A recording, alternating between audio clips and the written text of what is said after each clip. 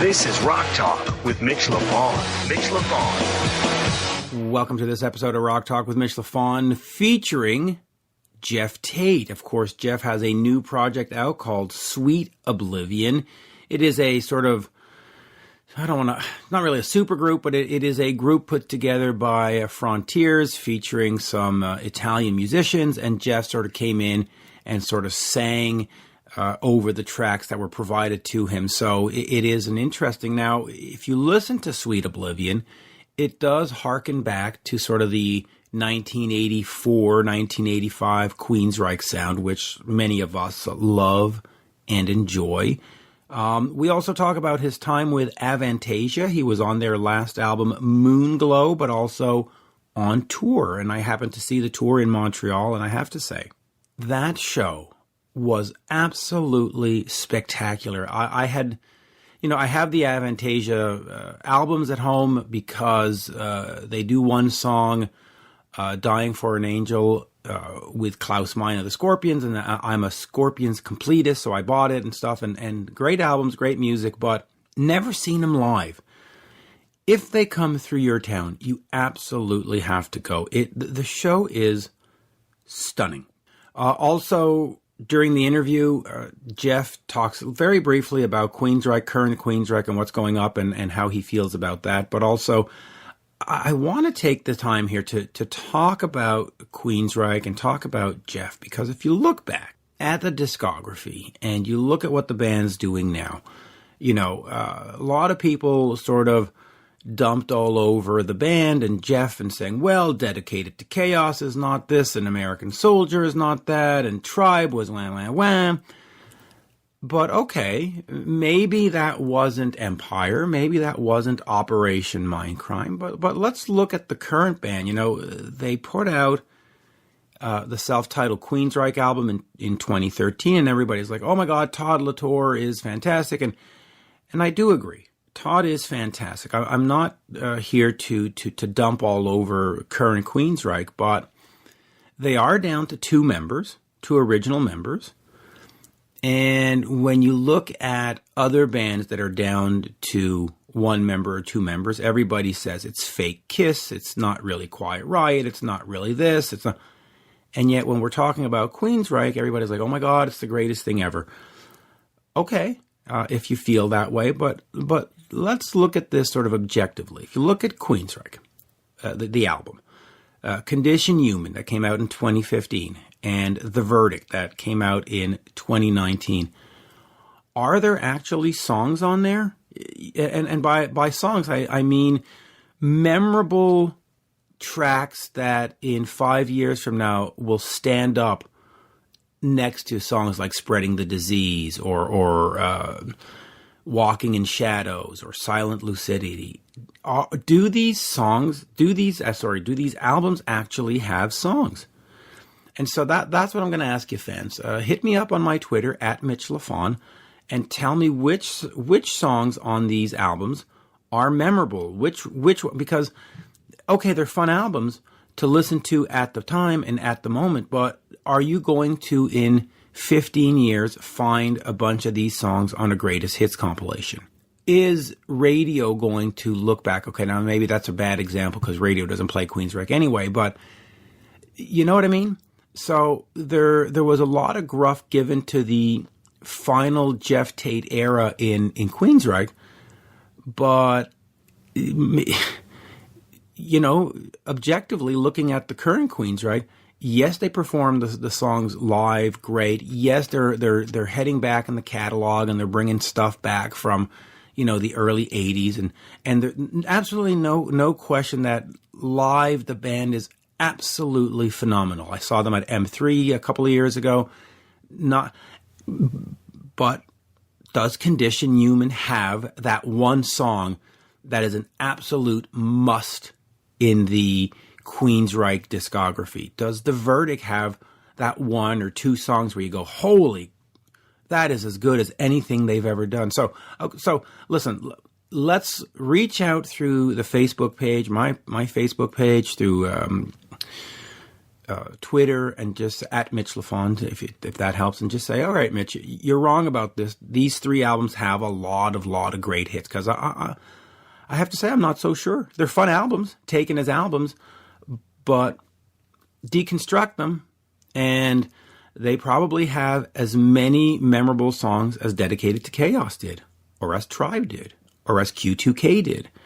So, folks are quick to condemn Geoff, but when you listen, for example, to this new Sweet Oblivion album, that's the voice.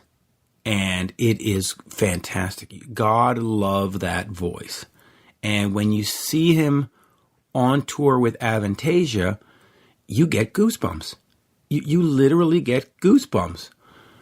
I mean, not as many goosebumps as watching Eric Martin come out and sing Maniac from the Flashdance movie. That is titillating. That is quality entertainment. Anyway, listen, before we check out Geoff Tate, please do head over to @MitchLafon on Twitter. If you haven't done so already, please give it a follow. I'm hoping to get up to 20,000 followers by the end of 2019. And also head over to Loudtracks, LOUDTRAX.com, loudtracks.com. And please, if you have a chance, support the show by picking up a t-shirt. And again, I'll keep reminding you, the artwork for the t-shirt was done by Claudio Bergaman, who did the cover art for Judas Priest's Firepower. And Loud Tracks, by the way, is part of Global Merchandising, which is the official supplier for Iron Maiden, for Priest, and for many, many, many other bands. So while you're over at Loud Tracks, and by the way, to find me, it's loudtracks.com/Mitch. But while you're there, pick up an AC/DC. That's a new band. Pick up an AC/DC shirt, an Iron Maiden shirt, a Judas Priest shirt, and whatever else, because whatever you're buying is officially licensed merchandise, and you get it at a very, very friendly price. Loud Tracks has some of the best pricing I've seen. So anyway, there you go. And perhaps you can pick up a Queensrÿche shirt and a Geoff Tate shirt. And just to finish, to sort of loop around and finish my thought on Queensrÿche and Geoff Tate, support both bands. Support music. I'm not going to tell you to not go see a show or not buy an album. Do support the bands, support the show, support anything rock. Support all the rock websites too. Support your Blabbermouths and your Alternative Nations and your melodicrock.coms. Just support. We're on a team here. We're all in this together. So let's support our rock. And without further ado, here is the one, the only, La Voix Extraordinaire, Geoff Tate. We are speaking with singer Geoff Tate. The new album is Sweet Oblivion. Geoff, always a pleasure to have you on. How are you today? Pretty good. I'm kind of recovered from my whirlwind long trip, and I'm kind of getting into the American zone again, because I've been out of the country for so long. And it's always an adjustment. It really is. Well, okay, so let's start with that, and then we'll get to Sweet Oblivion. I saw you here in Montreal on May 23rd with Avantasia, and I had no expectations going into that show. I did not know what was this going to be fantastic, and it was absolutely spectacular. And I have to say, hats off also to Eric Martin. Both of you just, it was great. So talk to me just a little bit about that tour and what it sort of means to you to be able to go out and not have to do the Queensrÿche songs and not have to do the solo out and just go be Geoff the singer for a few months of touring. Yeah, well, it's definitely an interesting experience. For one, it's an international group of musicians. We had Americans, British, Portuguese, German, Norwegian, probably forgetting somebody, Danish. Yeah, it was a real interesting group of people. Excellent, top-notch musicians and singers, and to be able to perform every night with these amazing players was just really a treat.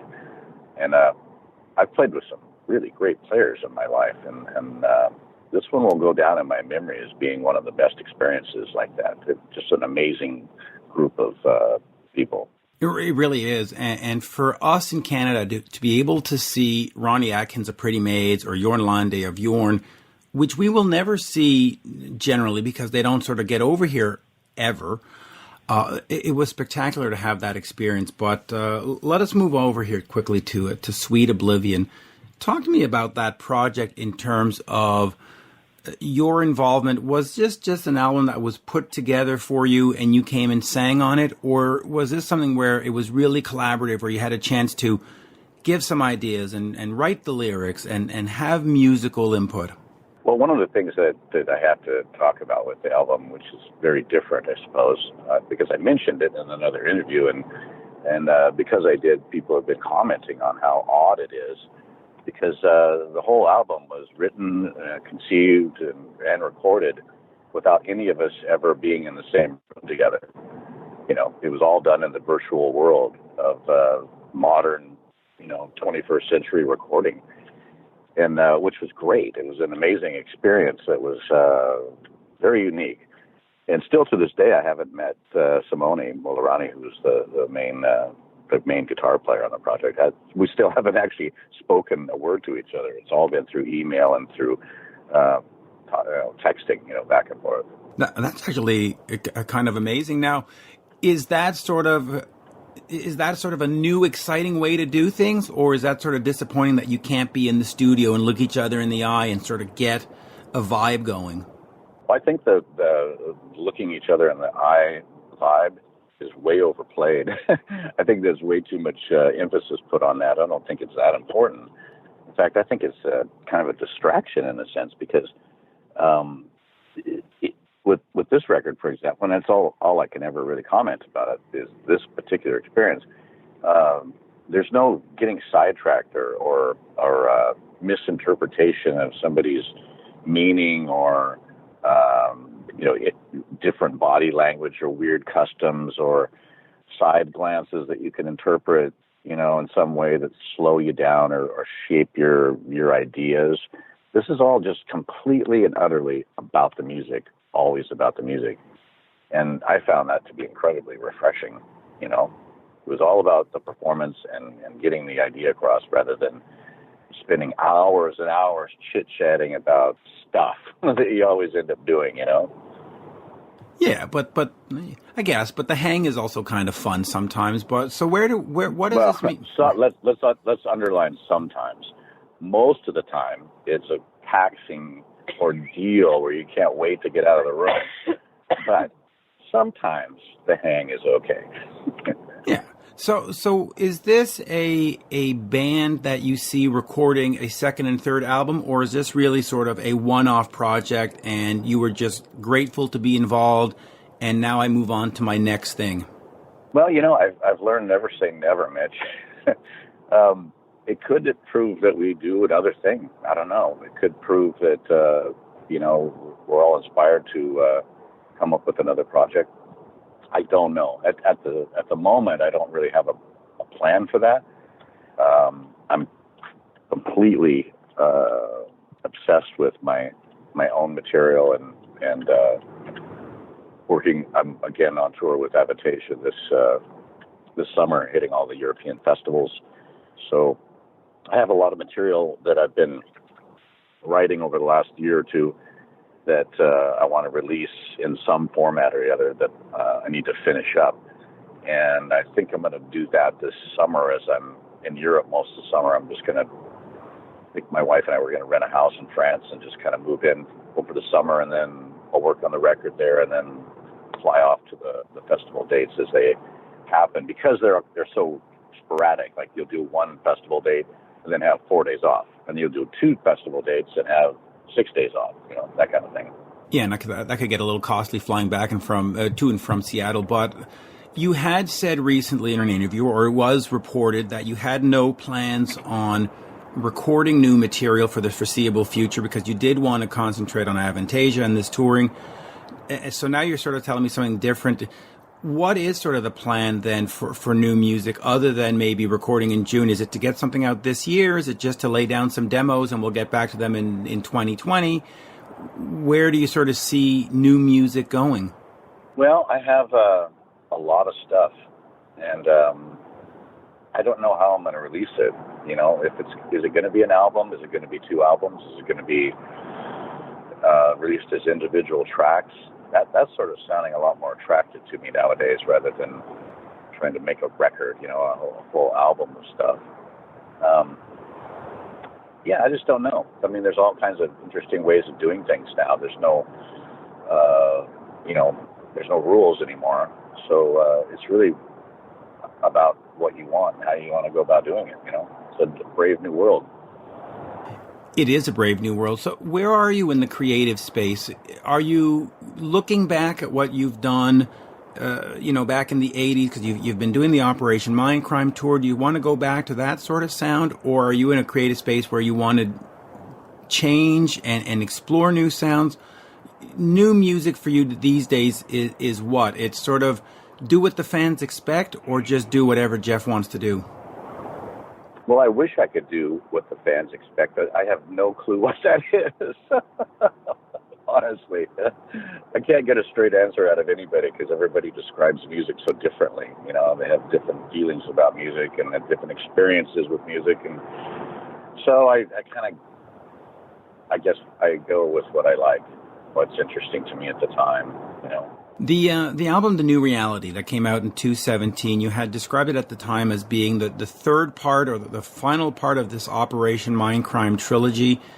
Is that band still active, and will you make new music, or was that really no, The New Reality is a point final and we're done, and now it's just going to be Geoff Tate solo? Gosh, I don't know. I don't have answers. I don't know. It's something that I completed the project that I had envisioned and that I had planned with the 3 albums. Is there something else to say with regard to that? At the moment, I can't think of what that would be. It doesn't mean that, 2 years down the road, I don't release something under that name again. I just don't know. I don't have a solid, a solid game plan, at this moment. I guess I could never release any music again, be just fine.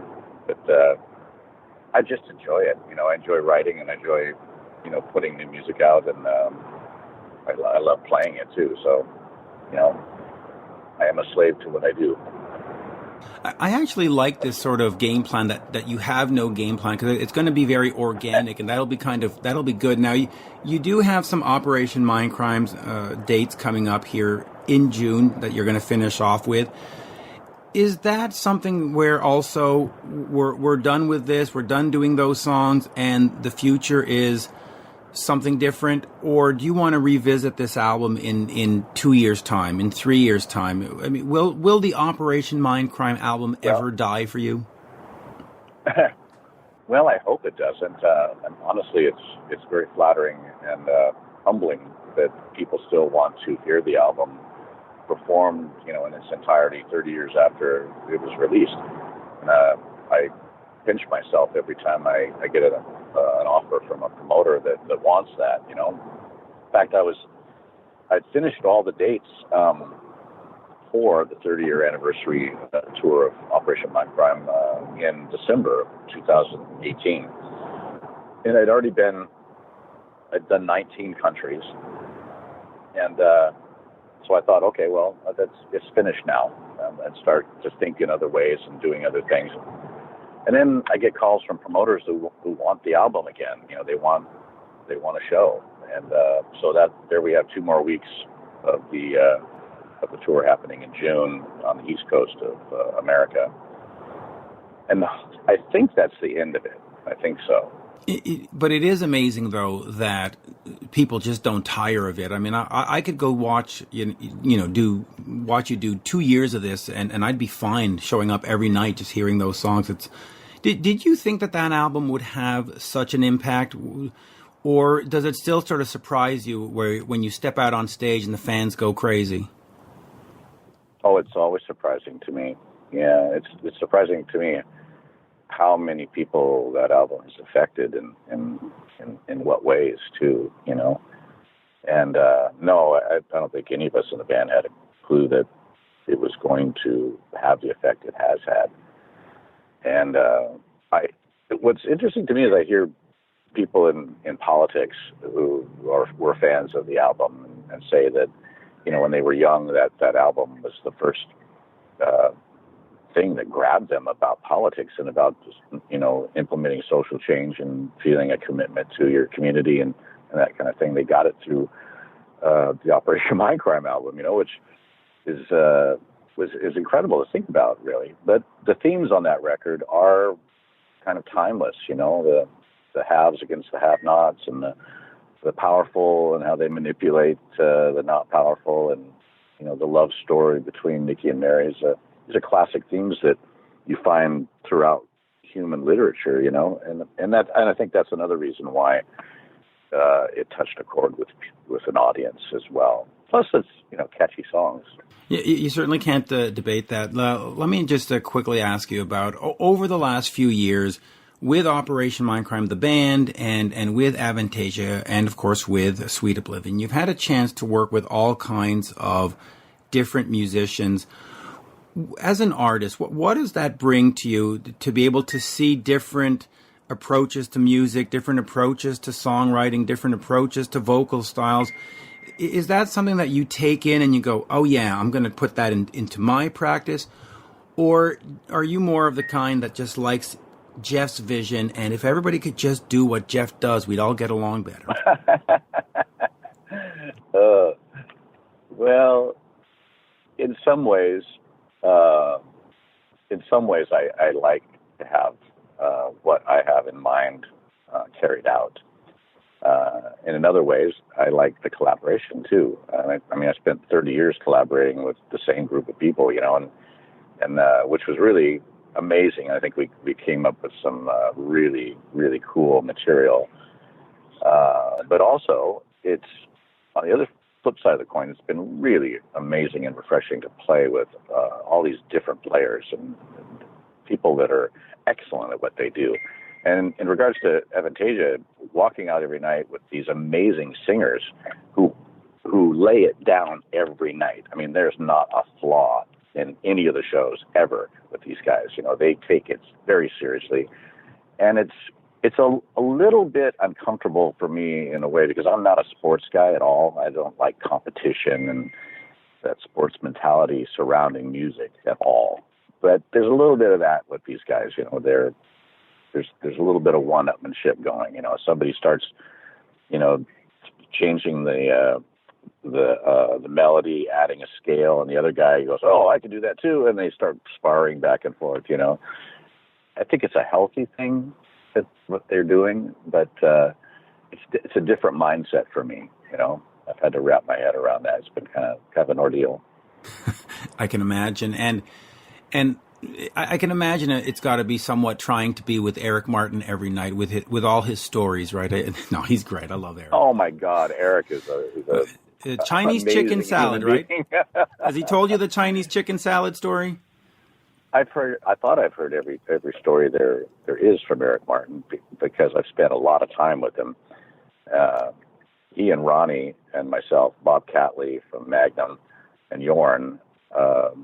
We have spent a lot of time trading stories back and forth. And probably the most challenging thing about an Avantasia show from a performance standpoint is trying to stay sober, honestly, because we have all this incredible wine backstage, right? And we have, sometimes an hour and a half before you do your song. So you're waiting, and you're telling stories and having a great time. And before you know it, the fourth bottle of wine is open. Then you got to go out on stage and perform. So yeah, it's tough. It takes professionality to make it happen, I tell you. Actually, let me ask you just quickly about that in terms of how do you prepare yourself for a show? Because at the Montreal show, I was talking with Eric Martin backstage, and he's like, "Oh, hey, I gotta go. I've got to go sing a song now." And so the show had started, and he was like, "Oh, wait, I gotta go." How is that for you to not, I know we were talking about sports analogy of sports before, but do you get yourself into a zone for a Queensrÿche show back in the day or for an Operation Mindcrime? And how's this one where you're sort of in for a little bit and out for a little bit and in for... How do you approach that in terms of performance? Yeah, it's difficult, actually. It took me a bit to get into the mentality of that with the Avantasia shows, especially because, I tend to build up, myself mentally and physically before the performance in my own shows. And in this particular show, the show begins, and an hour later I come out, so I have to be up to running speed when I come out there, and these guys have already been playing an hour, and they're all warmed up and sweating, and they're in the zone, and I got to catch up. So I found that the first few shows I didn't feel like I was up to their level, when I went out, and so I started starting the show with them, and I just stand on the side of the stage and I just sing along to all the songs and get myself in the zone and worked up and kind of warm up as I was there already, and that way, when it was my turn, I would be at that performance level that the band was already, and that seemed to work really well. I started doing that about a week into the tour. So let me ask you this then, from a vocal performance or a vocal perspective, is there a danger that your vocal cords get cold and that you could somehow injure them? I mean, I know it sounds sort of pedestrian to ask, but are you concerned about, because you come out and sing like a mother? Is it challenging, right, to physically?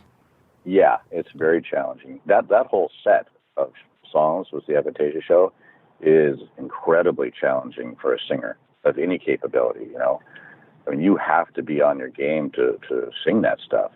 It's all very strenuous. It's up high in the high registers, and the fans know it inside and out, so they're expecting it to be sung, like it is on the record, So you really gotta get up for it. But I've never been one of these guys, singers that like wears the scarf, and wrapping myself in a scarf, and always concerned about my throat and all that kind of thing. I always thought that was it's just not me. I don't like that kind of thing. I just go for it. I try to stay in good shape. I try to work out every day and run and on the treadmill, go to the gym. Limit my drinking, although I do like to drink. I like to kind of keep it in check, when I'm on tour. But luckily, I don't have any problems. I'm pretty strong. Incredibly strong. So there's no tea and honey and vapor room before.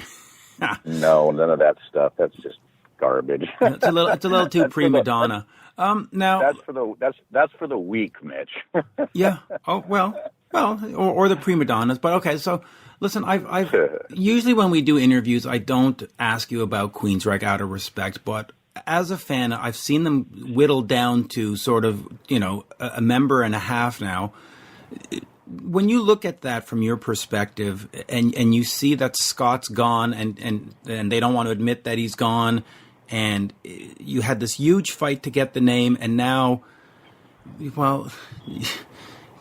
Does that bother you, or do you even care at this point? As time goes on, I care less and less.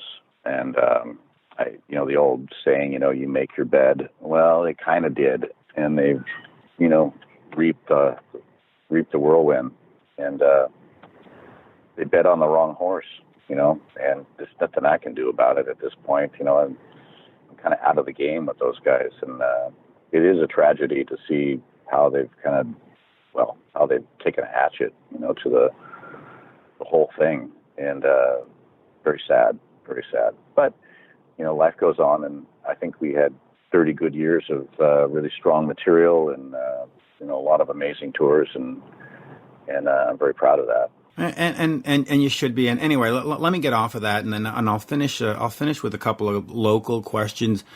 You spent a lot of time you spent time in Montreal back in the day. Yeah. Talk to me about the city and what attracted you to come to Montreal, because as a reporter and as somebody who lives here, I've always found that we have a very distinct culture and a very distinct musical approach, and especially a culinary approach, and that there's something not American and not Toronto, but it's also not Paris, France. What attracted you here, and what did you sort of take from it? Well, it is a unique city. very unique. And it's quite a bit different now than it was back in the mid to early 80s. Back then, there was a lot of civil unrest, and it was dangerous. There was a huge drug cartel that operated out of Montreal, and there was the separatist movement was in full swing, and that's what got me. There I was sitting at this little dive bar on Rue Saint-Denis, and this whole Le Saint-Sulpice. The Saint-Sulpice, yeah, this whole scene was happening around me that I was influenced by and wrote about, and which became the background story of Operation Mindcrime. And at that time, what was appealing to me was just that the cultural unrest was kind of intoxicating, and I found it to be pretty inspirational. But now, of course, it's a mega city that's celebrated around the world. Montreal is known for so many things, and it's a different place now, And I liked it. In fact, just when we were there with Avantasia, we had a day off, and we were looking for something to eat, and a bunch of us went to Saint Denis and looking for a restaurant. We ate at this little Italian restaurant that was directly across the street from Saint Sulpice. And I was telling all the boys, this is where I wrote Mindcrime, and this was the place, and let's go in and check it out. So we went inside, and it's a sports bar now. It's not even anything like what it was back then. Back then it was a bit of a scary place, and now it's all gentrified, and they've got all the sports screens, and everybody's drinking beer and microbrews and craft beer and all that stuff. Yeah, they completely redid that city. I mean, that was the East End back in the day, and that was where all the scary people hung out. And now that's where all the upper middle class people go see just for laughs and have a glass of wine and check. Yeah, it's a very different vibe. But anyway, and then I'll finish with this. Sweet Oblivion. Do you tour with Sweet Oblivion at any point and do at least one or two shows, or is this really just, hey, enjoy the albums, folks? And by the way, the album's great. I was listening to it before. It is phenomenal. Thank you. Well, it was one of those things that just sort of happened organically, and I'll never say never that we won't tour, but it's not in my immediate plan. But I think maybe if we ever get together to do another project together, maybe after that project is released, maybe the touring makes more sense at that point. I don't know. It just really depends. I wasn't really expecting it to get as many pluses, and admirers as it has, really. So I'm pleasantly surprised. Okay, well, all right. I'm going to ask you about that, though. Then, do you think it's getting a lot of pluses because it sort of harkens back to sort of 1984 Queensrÿche, that early metalish Queensrÿche? With all the fancy guitar stuff going on and that kind of stuff. Yeah, could be. Yeah, it could be that. That's a thing that people are used to, and it's kind of a comfort zone. And honestly, that's the thing that was attractive to me when I first heard some of the music that Simone came to me with was, this sounds like early Queensrÿche. It's a familiar sound and a point of familiarity that we could bond with, and bond to. Oh, so we answered the question. What do fans want from Geoff Tate? Maybe it's that. Anyway, I got it figured out now. They want upfront guitars that are playing very fast, and they want classical motifs. They want the music based in classical music only, and they want me singing in the upper register, preferably an octave above middle C. Yeah, well, that's pretty much it. They want that's the formula. They want Geoff Tate October 1984 just to be on repeat forever. That's pretty much. No, but anyway, as we say in Montreal, toujours un plaisir, always a pleasure. Thank you, sir, and bring that Avantasia. Tell Tobias to bring that back because that was eye-opening. I was invited to go see it, and I was like, all right, I'll go see this. Jeff, Eric, it'll be fun. It was more than fun. It was like, whoa, this band is fantastic. So yeah, they're a great band and a great bunch of people. I have nothing but accolades to say about the whole organization. It's fantastic. Yeah. Merci, monsieur. Cheers. Okay. Well, thank you, Geoff, for the interview. I appreciate it, man. And, wait, you're Geoff. I'm Mitch. You're Geoff. I'm Mitch. Oh, Mitch. I'm sorry. I'm looking. Did I just call you my name? You did. Oh, God. Oh, but that's okay. See, now that I've hit 60, things are changing. I'm going to need a teleprompter soon. yeah. You'll need that on the dashboard so you can see the anyway. As we say again, merci, monsieur. Thank you, sir. Thank you, Mitch. Take Cheers. care, man. Bye-bye. Bye-bye. You're listening to Rock Talk with Mitch Lafon. Rock Talk.